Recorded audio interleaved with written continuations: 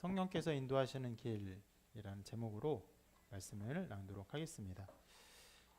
오늘 말씀은 지난주에 이어서 밀레도 이후의 바울의 여정을 기록하고 있습니다.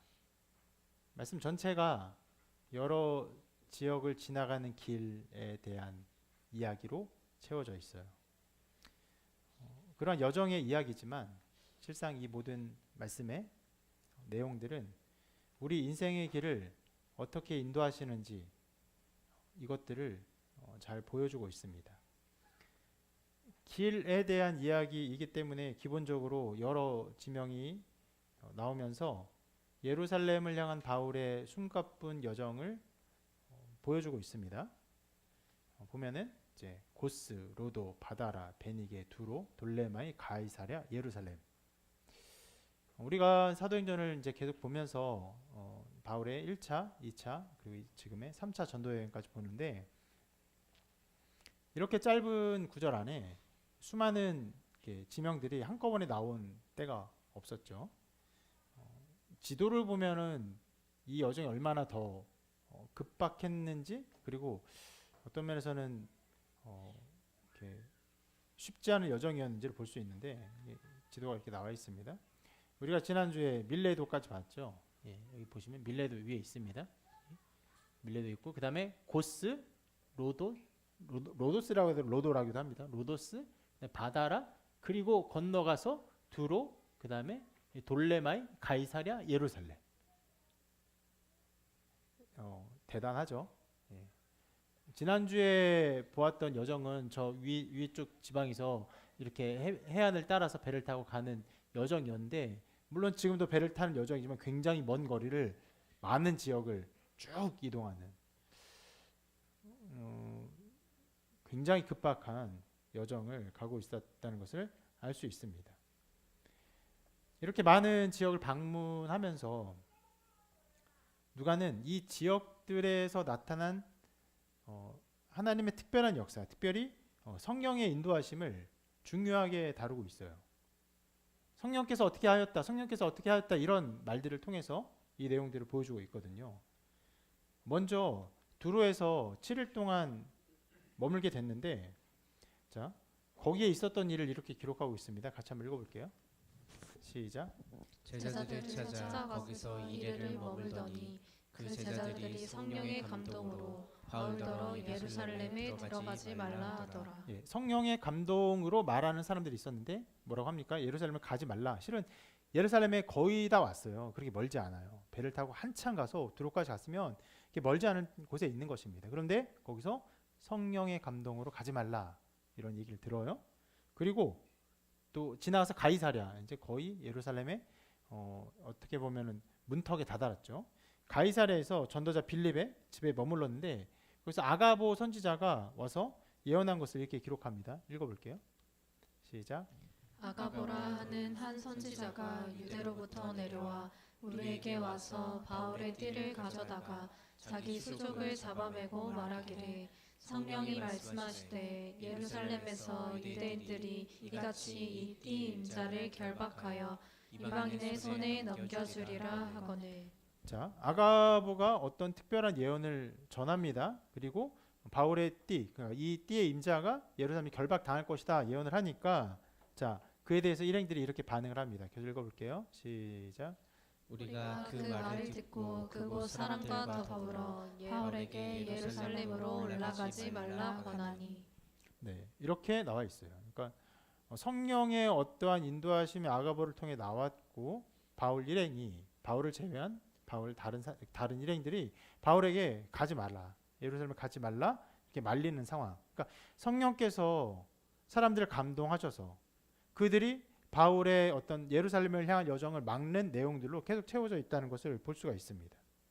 이에 대해서 바울이 이렇게 말을 하죠. 제가 읽어볼게요. 바울이 대답하되 이러면 어찌하여 울어 내 마음을 상하게 하느냐. 나는 주 예수의 이름을 위하여 결박당할 뿐 아니라 예루살렘에서 죽을 것도 각오하였노라. 이렇게 합니다. 거절했어요. 어떻게 보면요, 자, 바울의 이 말을 보면은 바울 말 자체에는 성령의 감동하심이라는 어떤 그 멘트가 없죠. 다른 사람들은 성령의 감동하심으로 가지 말라, 또 예언을 받고 가지 말라는데 바울은 아니다, 나는 죽을 것도 각오했다라고 하는 말을 보면은 어떤 면에서는요, 성령께서 다른 사람을 통해 말씀하신 것을 바울은 거역하고 있는 것처럼 보이기도 합니다. 그러나 실상 바울의 이 말은 여기서 처음 나온 것이 아니라 우리가 지난번에 보았던 밀레도, 꽤 먼 지역이죠. 밀레도에서 그 바울의 고백 속에 이 비슷한 말이 또 나왔었는데, 자, 이렇게 말을 했었어요. 같이 읽어볼까요? 여기를 시작. 보라, 이제 나는 성령에 매여 예루살렘으로 가는데 거기서 무슨 일을 당할는지 알지 못하노라.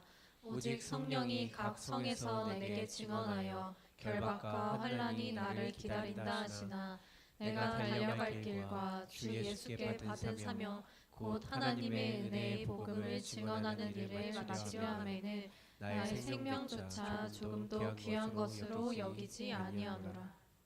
자, 이것을 보면요, 바울도 성령의 인도하심에 따라 가고 있어요. 성령에 매여 예루살렘으로 가는데라고 말합니다.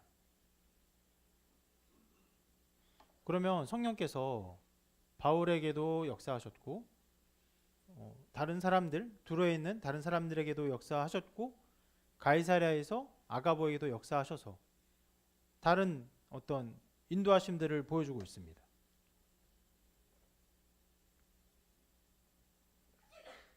하나님께서 이러한 일들을 성령을 통해 보여주셨는데, 이렇게 다양하게 좀 다르게 반응한 것은요, 이렇게 말할 수 있는데, 성령께서 알려주신 일을요, 각 사람이 다르게 받아들이게 된 것입니다.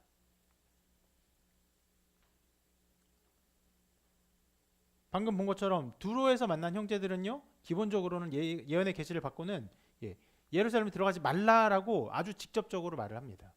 그것이 성령의 인도하심인 것처럼 말을 해요.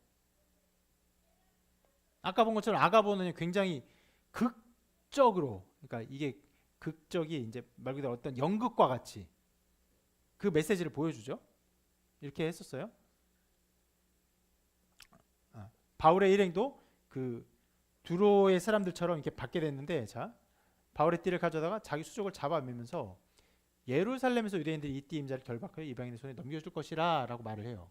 그게 굉장히 특이한데, 자, 이 예언을 보면은 아가보가 성령으로부터 받은 어떤 그 계시, 예언이 이것이 바울의 띠인데 이 띠 임자인 바울이 예루살렘에서 잡힐 것이다 라는 게 아니라, 아가보는 그 꿈과 환상 속에서 어떤 특별한 띠를 가진 사람, 어떤 띠의 임자가 예루살렘에서 이렇게 잡힐 것이다 라는 환상을 본 거예요. 그 띠가 누군지는 정확히 알 수 없었던 것 같고, 다만 그 띠가 어떤 띠인지는 명확하게 알게 됐던 것 같아요. 그래서 아가보가 바울 일행에 와서는 그 바울의 어떤 띠를 보고는 아, 저 띠구나 하고는 자기 수족을 묶어서 이 띠 임자가 예루살렘에서 잡힐 것이야, 이렇게 결박당할 것이야, 그리고 이방인한테 넘겨질 것이야 라고 예언을 한 거예요. 그러니까 실은 그 전에 그 두로에서도 형제들이 예루살렘으로 가지 말라 하는 그 말을 들었어요, 제자들이. 근데 그에 대해서 제자들이 어떤 반응을 하지 않습니다. 근데 그 말을 여러분, 그 제자들이 들을 때, 함께하는 바울의 일행들이 들을 때 굉장히 기민하게 들었겠죠. 그리고 중요한 메시지로 들었겠죠. 그런데 예루살렘 코앞인 가이사랴에서 아가보가 더 특별한 메시지를 전하는 거예요. 실은 이렇게 예언을 하는 것은요, 이사야가 또 예레미야가 하나님의 메시지를 전할 때 특별히 자기의 몸과 신체를 이용해서 어떤 도구들을 통해서, 혹은 옷을 뭐 12조각 찢는 이런 일들을 통해서 보여준 특별한 방법 중에 하나예요. 그러니까 이런 것들을 보니까 분명히 이 띠 임자인 바울이 예루살렘에서 잡힐 것이구나, 성령께서 우리에게 이것을 보여주신 거구나 라고 생각을 합니다. 그래서 두로에서는 이 일행이 바울의 여정을 막지 않지만 아가보의 이 메시지를 듣고는 여기서는 막아요. 가이사랴에서는 그 길을 막게 됩니다. 제자들이 함께한 일행들이.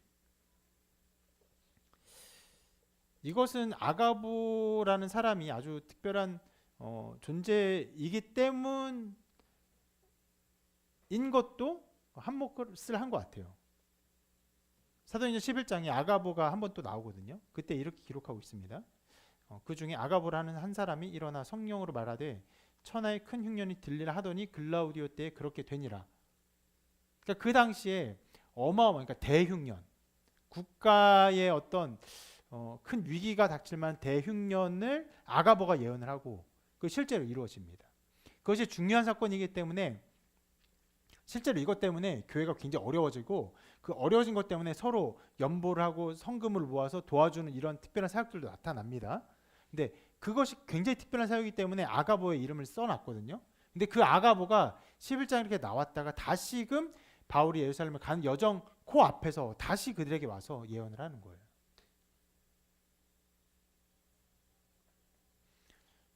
그러니까 아가보의 이런 특별한 존재, 그리고 그가 준 아주 특별한 메시지, 그 띠가 누군지는 아가보가 알지는 못하는 것 같은데 그 띠에 대한 정확한 계시와 환상을 보고는 이 띠 임자가 예루살렘에서 결박당할 것이다. 그러니까 제자들이 말리죠.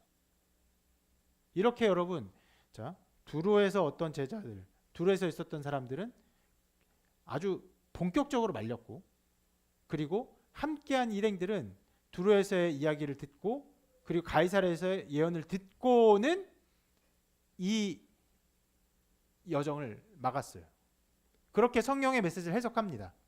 성령께서 이것을 준 것은 가지 말라라고 준 것이다. 이 예루살렘을 향할 여정을 막은 것이다라고 해석한 것이에요.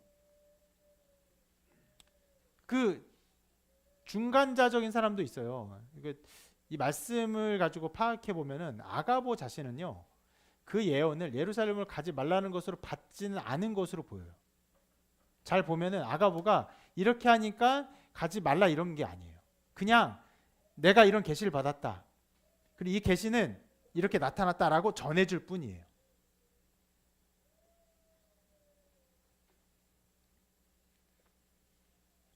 자, 한 무리는 성령의 메시지를 들으면서 예루살렘 가면 안 되는구나.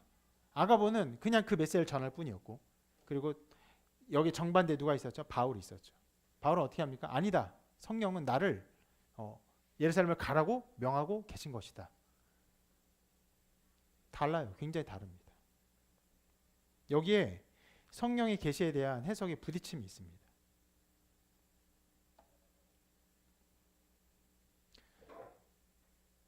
이것을 가지고 하나님께서 우리에게 어떠한 계시를 어떻게 주시는가, 하나님의 계시를 어떻게 해석하는가 볼 수 있겠지만 실은 그 말씀은요, 그것에 그렇게 주목하고 있지 않아요.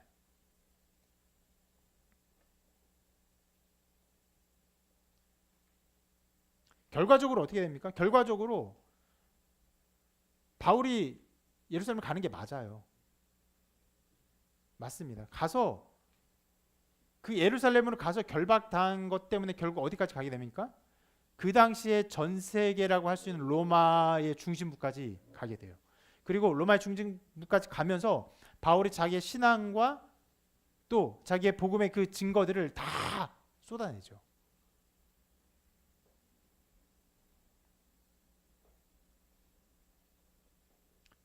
그러면 이 일 안에서 우리가 볼 수 있는 것이 무엇입니까? 이 성령의 어떤 계시가 있었고 바울과 또 다른 사람들 여러 해석의 갈림이 있었어요. 이것을 보면요, 인간의 연약함을 볼 수 있습니다. 성령께서 주시는 계시를요, 잘못 해석해요. 잘못 보는 일들이 있는 것이에요. 여러 사람들이 두로에서, 그리고 이제는 가이사랴에서 바울의 일행들 전체까지도 이것을 잘못 해석해서 바울을 막고 있었어요.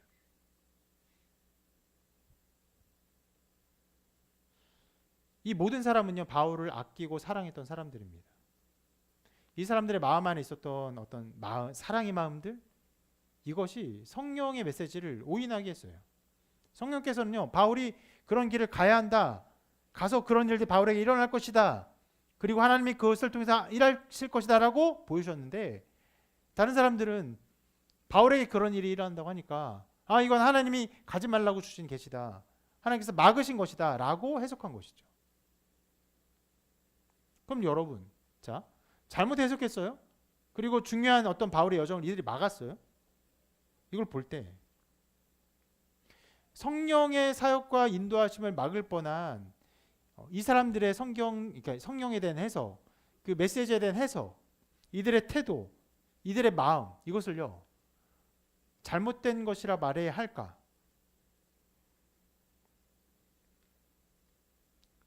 누구는 잘못한 것이고 누구는 잘한 것이라고 우리가 판단을 해야 될까?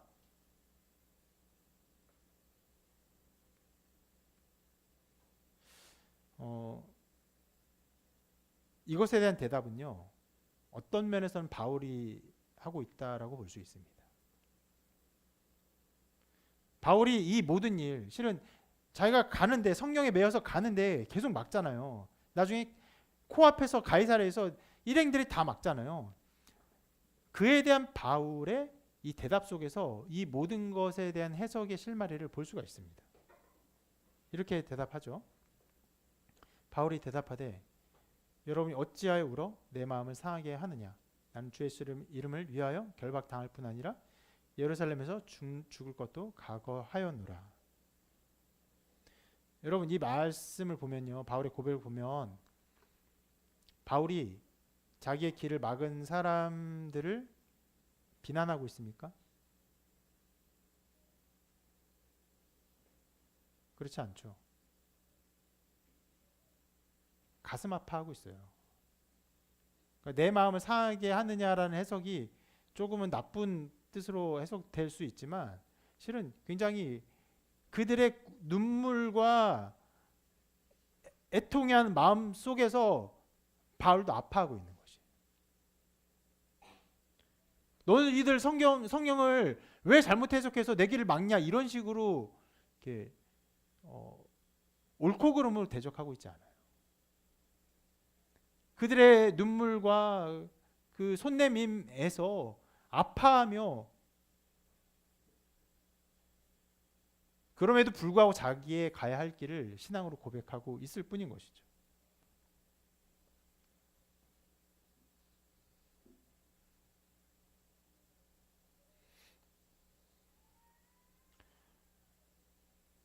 그들의 모든 행동은요, 그들의 모든 감정은요, 어떤 면에서는요, 바울의 마음을 만졌습니다.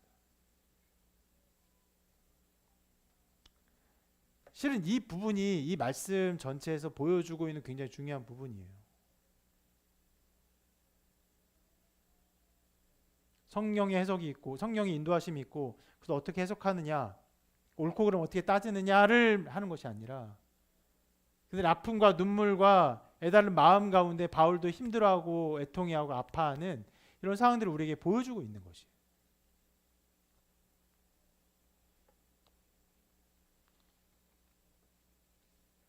우리 인생은요, 실제로 이러한 마음들 안에서 사라집니다.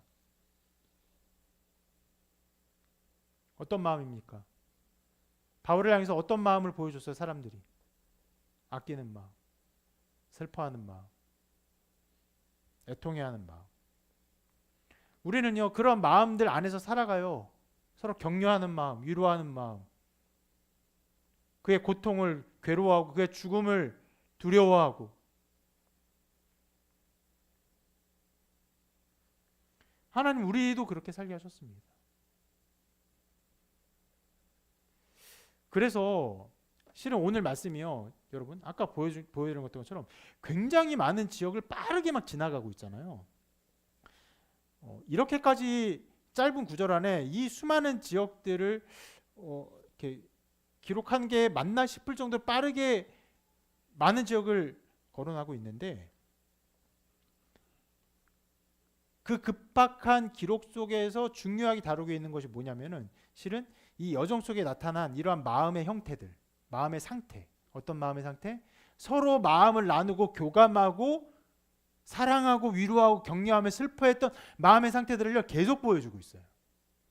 그것이 굉장히 이 여정에 이 짧지만 많은 여정 속에 담겨 있는 일들의 중요한 부분입니다. 한번 볼까요? 자, 먼저 두로에서 여정을 보면요, 굉장히 바쁘게 예루살렘 근처까지 왔는데 두로에서 7일 동안 머물 수밖에 없었던 상황이 벌어졌던 것 같아요. 이렇게 그 짐을 싣고 짐을 내리고 혹은 배를 준비하고 이런 모든 상황들이 불가피하게 7일을 보낼 수밖에 없던 상황인 것처럼 보입니다. 그 7일 동안 무엇을 했냐? 바울이 제자들을 찾았어요. 그리고 그들과 함께 교제했습니다. 이 여정의 상황을 보면요, 두로에서 7일 동안 반드시 머물 것이야. 그리고 7일 동안 난 이것을 해야 돼. 이런 식으로 이루어진 게 아니라 굉장히 빠르게 가는 중에 두로에서 7일의 시간적 어떤 딜레이가 생겼고, 그 딜레이 가운데 바울이 했던 거의 유일한 행동이 뭐냐? 그 지역에 있는 제자들을 찾아서 그들과 교제했던 행동이에요. 급박한 일입니다.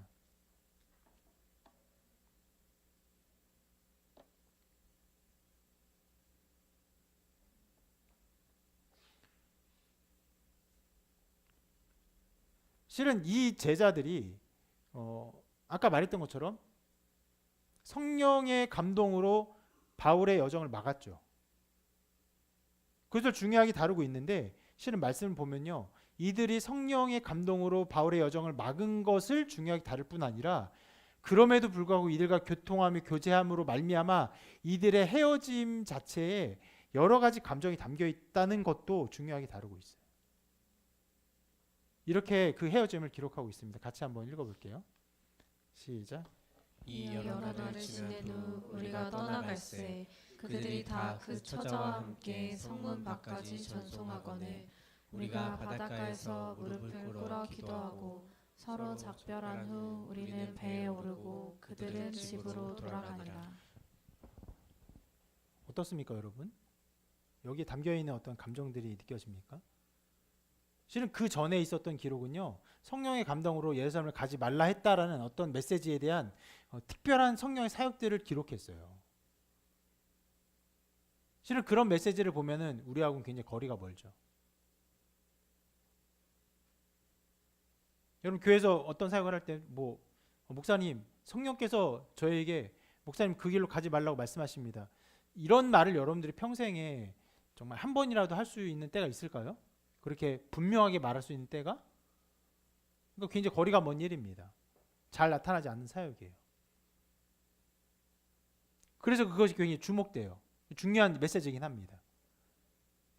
그런데 이 5절부터 6절은요, 실은 우리 삶에 늘 일어날 수 있는 일이에요. 누군가 헤어지면요, 애달는 마음이 있죠. 어떻게 합니까? 그들이 다 처도 자녀들 다 데려간 거예요. 7일 교제하면서 그 교제의 은혜와 사랑과 또 기쁨과 슬픔 모든 것 때문에 그 헤어지는 길에 다 데려간 거예요. 성문 밖까지. 그거 어떻게 합니까? 바닷가에서 무릎 꿇고 기도해요.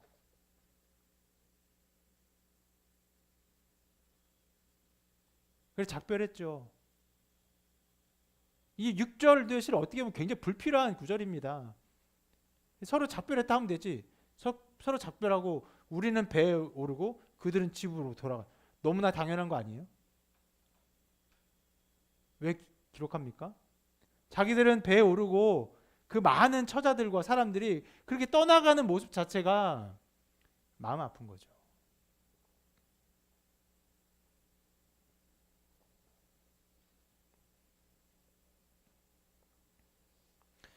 어떤 면에서는 자, 아까 말씀드렸던 것처럼 두로에서 갑작스럽게 7일을 보냈는데 바울이 그 7일 동안 교제하기를 간절히 원했어요. 그리고 7일 동안 그 교제에 어떤 좋은 열매가 맺어진 거죠. 실은 많은 눈물이 있었을 것입니다. 왜냐하면 이 사람들이 바울 사도 바울이시여 잘 가세요, 안녕히 가세요, 이게 아니잖아요. 어떻게 생각하고 있어요? 성령께서 예루살렘으로 가면은 거기서 결박과 환란이 있을 것이라 말씀하십니다. 이제 가면 그런 일이 벌어질 거예요 라고 하면서 어떤 면은 바울의 죽음을 예견하면서 헤어지고 있는 거예요.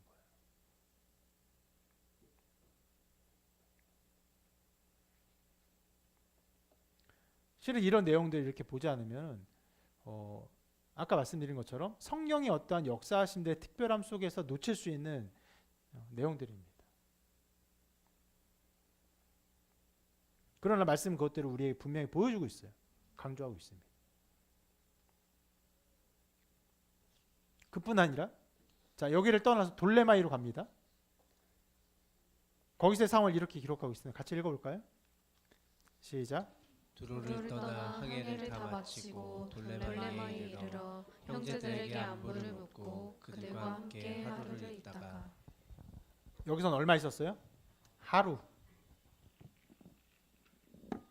그런데 거기에 있는 형제들에게 또 안부를 묻고 또 교제한 거예요.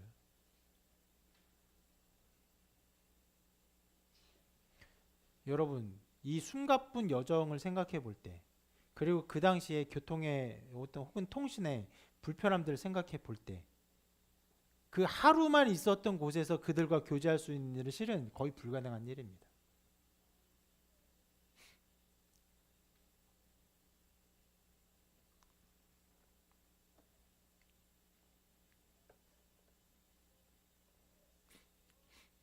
때때로 사람들이, 제가 이제 광주에서 사역을 잠시 했기 때문에 서울에 올라오게 되는 일들이 있죠. 근데 잠시 있다가 갈 때, 몇 시간 있다가 갈 때, 혹은 한낮을 있다가 갈 때, 실 여기가 서울에서 손꼽히는 중심지 중에 하나인데도 여기를 스쳐 지나가지 못하는 일이 다반사입니다. 만나고 싶은 마음이 간절해요. 저도 그렇고. 그런데 그렇게 허락하지 않는 때가 많아요. 저의 상황도 스케줄도 그렇게 왔다 갔다 하는 사람들의 상황과 스케줄도 안 돼요. 핸드폰으로 수시 연락하고 모든 시간을 다 알아도 안 됩니다. 그런데 여러분, 여기서 하루에 돌레마에 갔는데 거기서 형제들에게 안부를 묻고 교제한 사실을 보면요, 얼마나 이 일에 바울이 열심을 들였는지, 그리고 돌레마에 있는 형제들도 얼마나 모든 것을 제쳐두고 바울에게 왔는지를 알 수 있는 거지.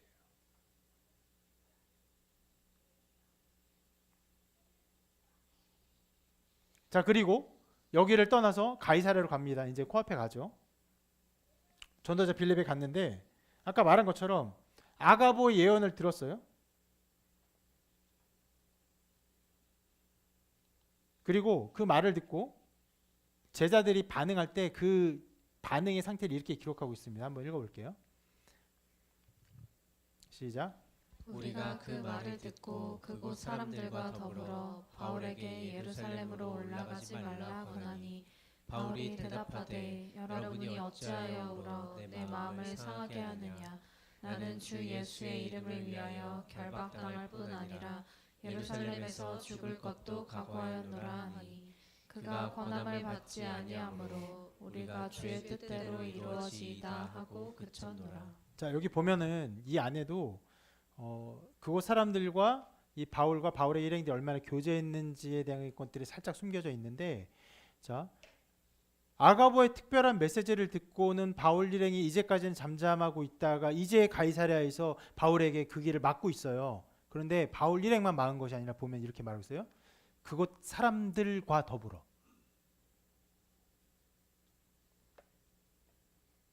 가이사랴에 있으면서 바울과 바울 일행과 그곳 사람들 함께 교제하면서 한 마음으로 있다가 함께 그 마음을 나누고 있다가, 그리고 아가보의 얘기를 들으니까 바울을 제외한 이 모든 사람이 한 마음이 된 거예요. 그러니까 말씀은요, 자기들이 바울 일행이 바울을 막았다라는 것을 말하는 것뿐만 아니라 거기에 있는 모든 사람이 합심하여 그 길을 막고 있다는 것을 보여주고 있는 것이. 그리고 바울이 말하죠. 여러분이 어찌하여 울어? 다 우는 거예요. 바울 일행도, 거기에 있는 가이사랴에 있는 형제들도 다 울면서 바울을 막는 거예요. 그러니까 바울이 마음이 너무 힘든 거예요. 고통스러운 거예요. 어찌 울어 내 마음을 상하게 하느냐.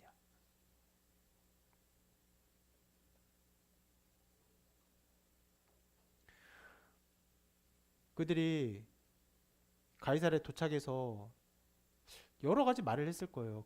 그때까지 있었던 수많은 사역들, 정말 기이한 하나님의 역사하심들, 특별한 능력들,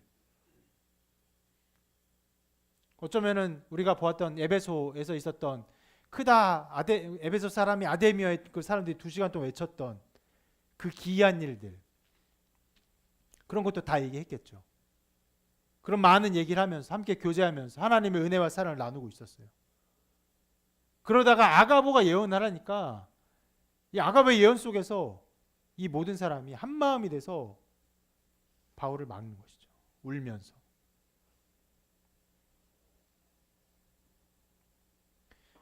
이들과의 교제가 굉장히 깊었기 때문에 실은 이제까지는 그 각 지역에서 누군가가 이 바울 일행과 함께하면서 예루살렘에 더 가지는 않았는데 가이사랴에서는 몇 사람들이 예루살렘까지 함께합니다.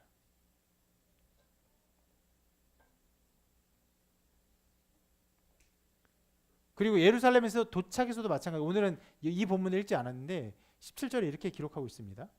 예루살렘에 이르니 형제들이 우리를 기꺼이 영접하거늘. 이처럼 여러분 예루살렘까지 가는 모든 여정에서 담겨있는 많은 것들이 무엇입니까? 형제들과의 깊은 교통, 성도의 교제, 사랑, 우정을 나누는 것, 이것입니다.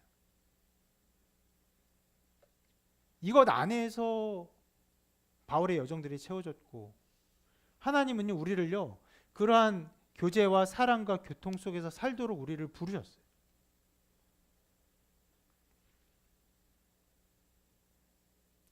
일반적인 사람들도요 이러한 마음 속에서 살아갑니다. 톨스토이의 유명한 글이 있죠. 사람은 무엇으로 사는가? 무엇으로 삽니까? 사랑으로 살죠. 모든 사람이 그렇게 살아갑니다. 그리스도의 제자들도 사도도 동일하게 그 안에서 살아가면서 더 특별히 우리는요 하나님의 백성들은요 하나님께서 그의 몸된 지체로 부르셨기 때문에 그 하나됨 안에서 이 하나됨의 교제와 사랑 안에서 살게 하셨어요.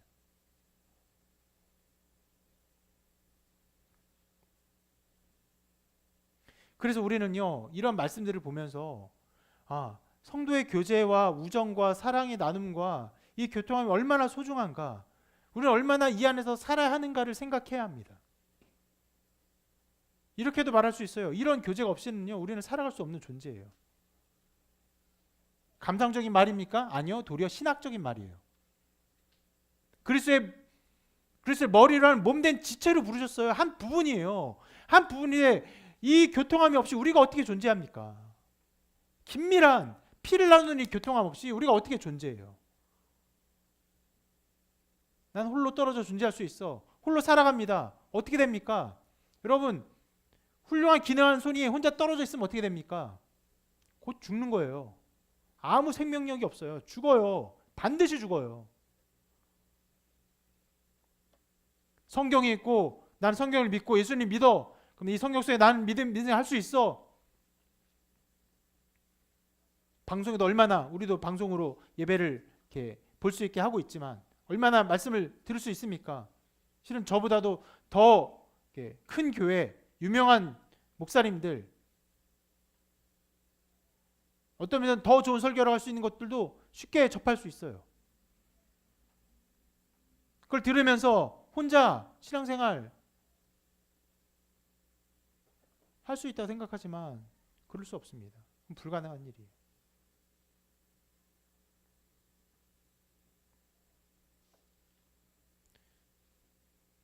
하나님께서 교회를 세우시고 그의 몸된 교회 우리를 부르신 이 하나님의 신비와 이 교회의 신비 속에서 우리는 살아가야 해요. 교회 사역의 이 모든 것들이 이 미디어의 발달과 또 통신의 발달로 인해서 우리가 집에서 혹은 차에서 혹은 골방에서 여러 가지로 예배할 수 있는 요건들이 혹은 여건들이 갖추어지고 그것들이 편의로 제공되지만 그 편의가 본질을 대신할 수는 없는 것이.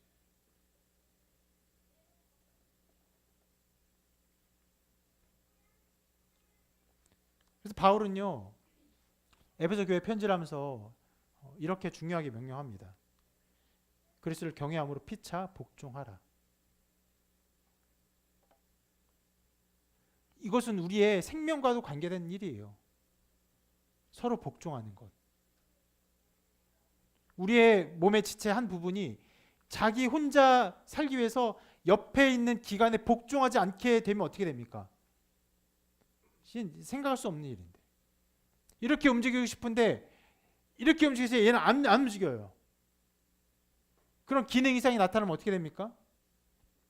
살아갈 수 없는 것이죠. 움직이려 할 때 모든 기관이 서로 완벽하게 복종을 해야 돼요. 서로 복종하는 것은요, 어떤 면에서는요, 우리의 존재 자체에 연결된 부분이에요.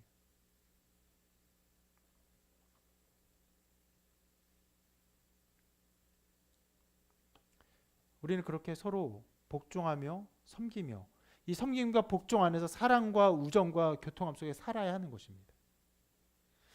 오늘 말씀은 성령께서 인도하시는 길입니다. 표면적으로는 성령께서 바울을 예루살렘에 인도하셨는가, 아니면 다른 사람의 말처럼 예루살렘을 가지 않도록 인도하셨는가 라는 이 부딪힘이 있지만, 실상 성령의 또 다른 인도하심은 어떤 것에 있습니까? 성도의 교통함. 가면서 만나고 가면서 또 만나고, 만나서 그런 그 성령의 해석에 대한 오해와 오인과 잘못된 해석들이 있기도 하지만, 그럼에도 불구하고 서로 교통하며 사랑하며 울며 애끓는 마음을 나누는 이 교통함 속에서 그 걸음들을 쉴 새 없이 가게 하셨어요.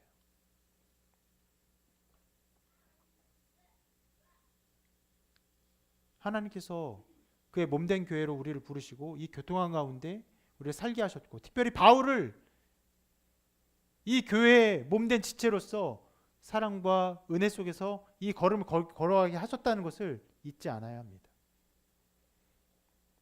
여러분, 우리의 여정이 이 바울의 여정과 같다는 것을 이 신학 위에서 우리는 생각해야 됩니다. 어떤 면에서 우리는 평생 동안 저렇게 가지 않을 거예요. 여러분이 돈을 주고 여행해도 저렇게 숨가쁘게 다닐 일이 없어요. 사역을 하더라도 이렇게 숨가쁘게 사역을 할 수가 없습니다. 굉장히 비효율적이고 위험하고. 그러나 알지 못하는 길을 가면서 그 가는 길 여정 속에서 그리스도의 몸된 지체들과 만나고 교통하고 교제하고 마음을 나누고 함께 울며 기도하며 애끓는 마음을 나누는 일은 우리에게 언제나 있어야 되는 일이에요. 하나님 우리를요 한 가족으로 부르셨어요.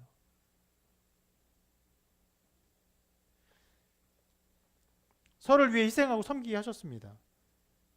아픔을 위해서 눈물 흘리게 하셨어요. 서로의 기쁨을 감격하게 하셨습니다.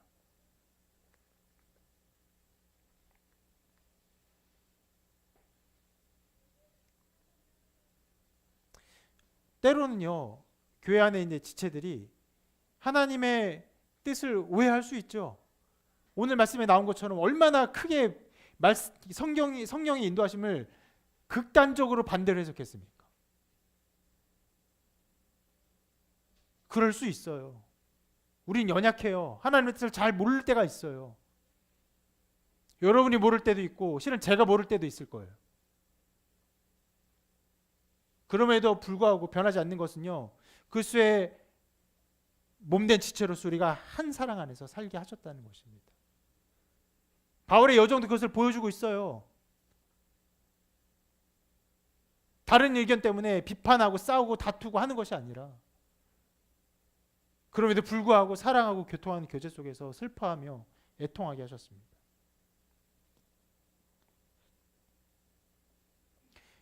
만일 여러분의 삶에 이 교회 안에서의 그리스도의 몸된 지체들과의 사랑과 슬픔과 우정과 눈물, 이 기쁨의 이 모든 향유와 나누어짐이 있다면요, 여러분 성령의 인도하시는 그 길을 가고 있는 것이, 하나님의 복이 이미 임한 것이.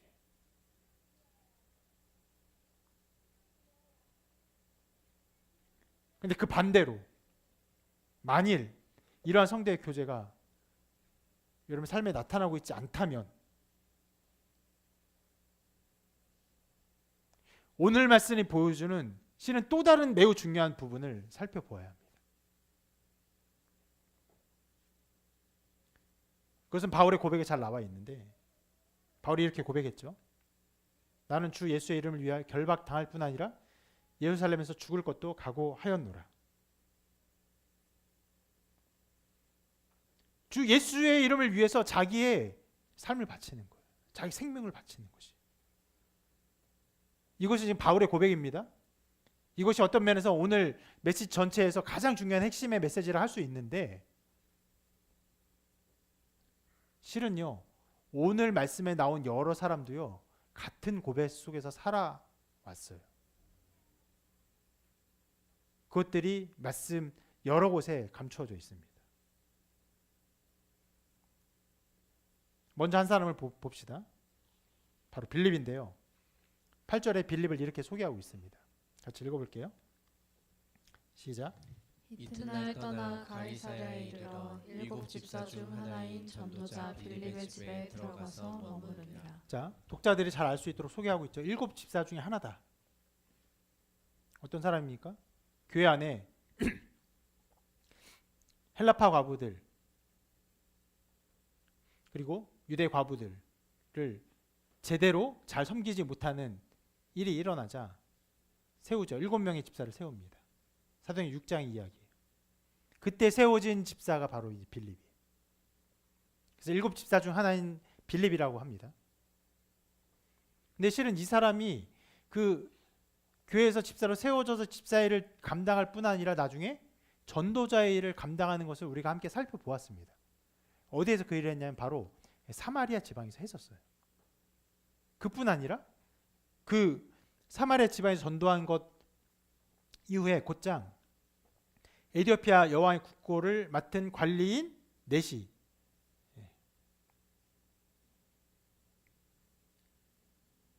이 네시에게 복음을 전하는 일도 했어요. 이사야의 말씀을 전했습니다.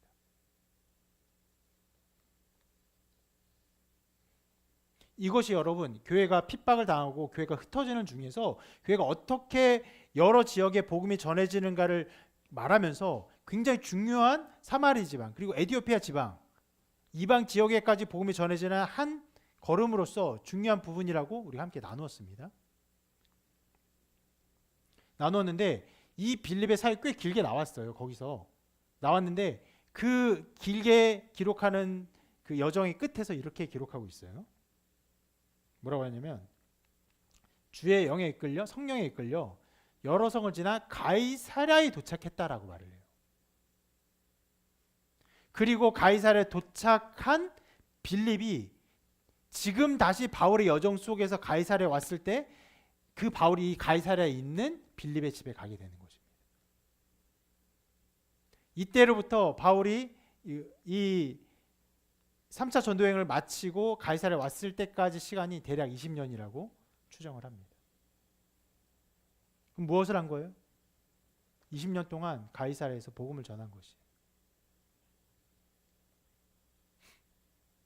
집사로 세워진 것뿐 아니라 전도자의 일을 감당하면서 자기의 사명이라고 이것을 생각해서 사마리아에, 에티오피아에, 더 나아가서 성령에 이끌려 가이사랴까지 가서 그리고 나중에 바울까지 만나게 되는 것입니다.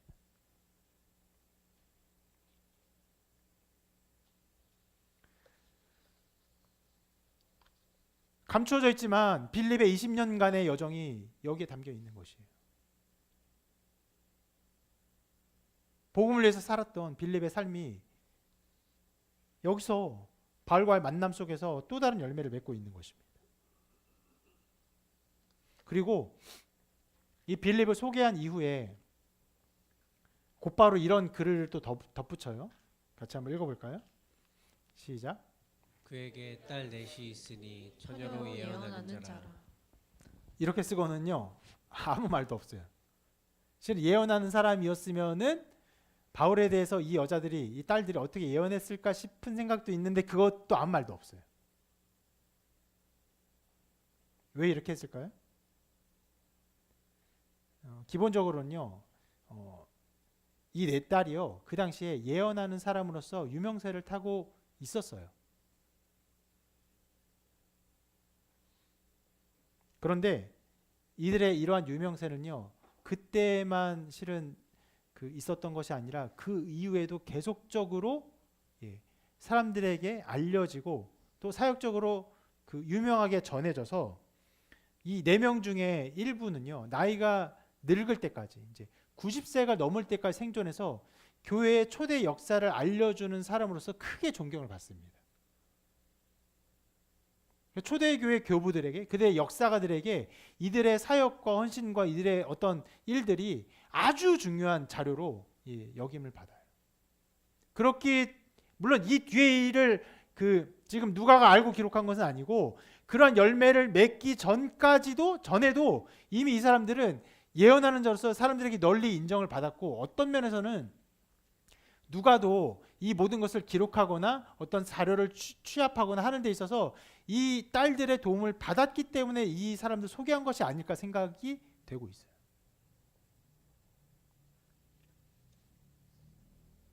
그래서 이 여인들이 한 절 나오고 이제 아무것도 안 나왔어요. 아무 사역도 안 나왔어요. 근데 모든 주석들이 이 구절들을 해석하면서 이 여인들이 그렇게 초대교회 역사를 기록하는 데서 굉장히 중요한 역할을 했다라고 인정을 합니다.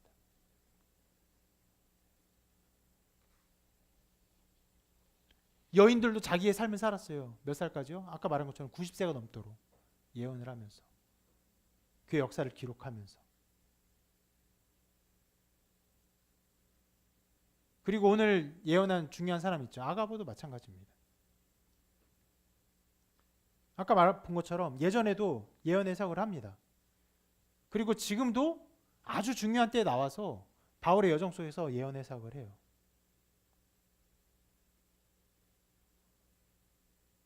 이렇게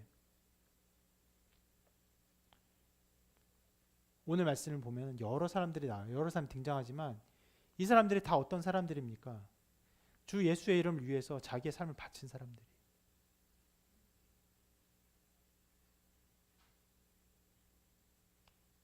그들이 있는 처소에서 자기의 부르심 속에서 살아간 사람들입니다.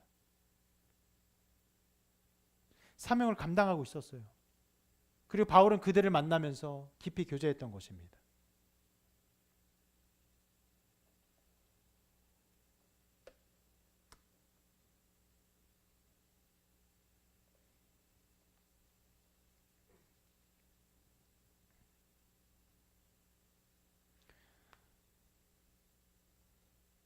하나님은 이렇게 하나님의 부르심에 응답하여서 자기의 소명을, 자기의 사명을 살아가는 사람들이 서로 연결되게 하시며 그들이 그 은혜 안에서 그리스도의 몸된 지체로서 교제하게 하시는 것이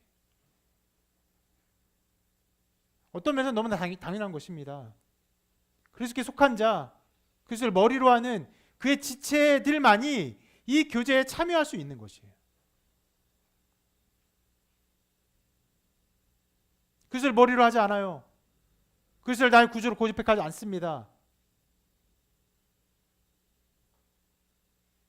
그런 사람이 어떻게 교회의 몸내 지체가 될 수 있습니까? 몸내 지체가 아닌데 어떻게 교제할 수가 있어요? 우리가 서로 은혜와 사랑을 나누며 함께 교제하는 것이 여러분의 성격이 좋아서 그렇습니까? 여러분 서로 마음에 드는 사람이어서 그런 것이에요? 그런 영향들이 완전히 없을 수는 없어요. 그럼 뭐 있겠지만 그 모든 일의 근원은 무엇입니까? 그리스도를 머리로 하는 한 몸이 되었기 때문에 그런 것이에요. 언젠간 우리도 가게 되겠지만 여러분 선교를 가면 이것을 깊이 느낄 수 있습니다. 어색해요. 낯설어요. 문화도 다르고 언어도 다르고 음식도 달라요. 그런데 그런 지역에 가서 거기에는 예수 그리스도를 믿는 신자들을 만나보세요. 한 몸임을 느낍니다. 한 마음 가운데 서 있음을 느껴요.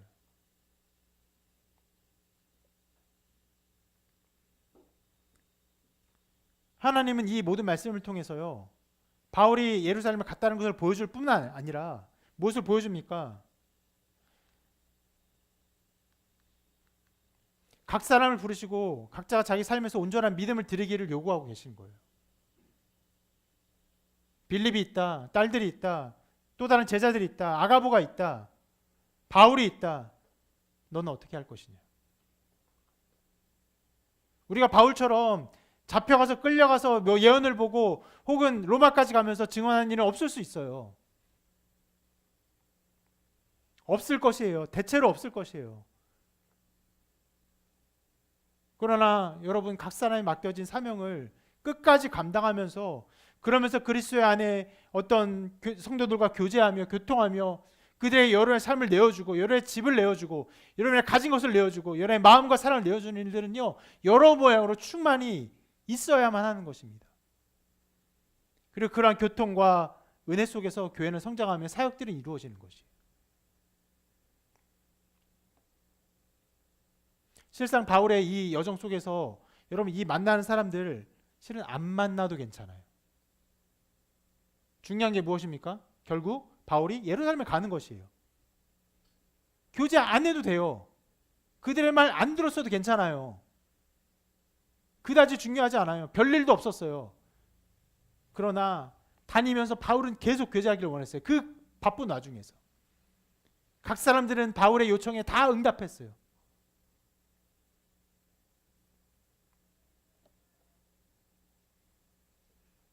이것이 성령이 인도하시는 길입니다.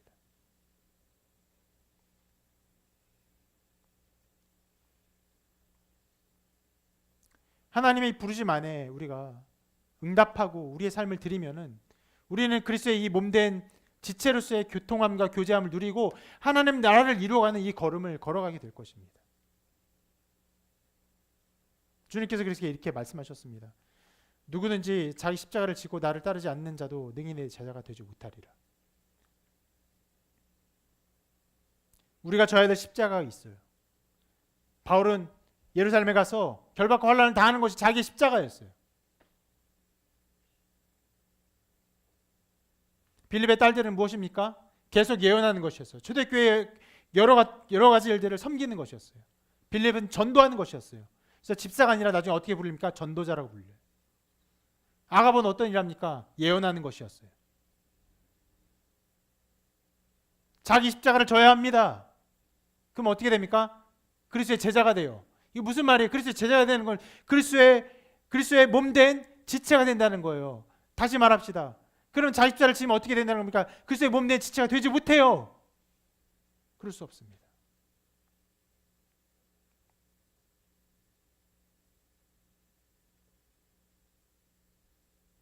여러분이 예수 그리스도를 믿고 주님이 원하시는 그 십자가를 진다면요, 성경이 우리에게 보여준 하나님 나라의 영광을 우리에게 보여줄 것입니다.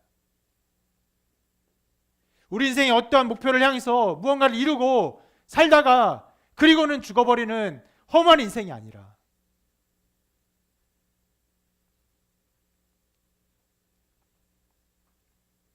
우리 인생의 한계를 더 넘어선, 우리 생명의 한계를 더 넘어선 하나님 나라의 영광, 그것을 위한 하나님의 일 속에서 우리가 사용되고 우리가 드려지고 우리가 거기에 동참되고 생명책에 우리의 이름이 기록되고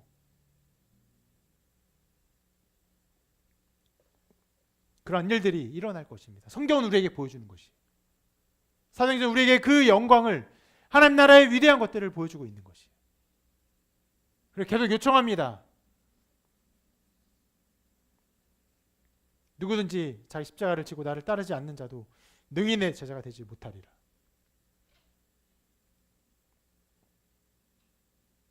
이 십자가를 지러 갈 때 실은 그 누구도 막을 수 없어요. 바울을 누구도 막을 수 없었습니다. 전도자 빌립의 이 여정을 누구도 막을 수 없었어요. 여러분이 하나님이 여러분을 통해서 이루시는 그 일을 여러분 믿음으로 행할 때 누구도 막을 수 없을 것입니다.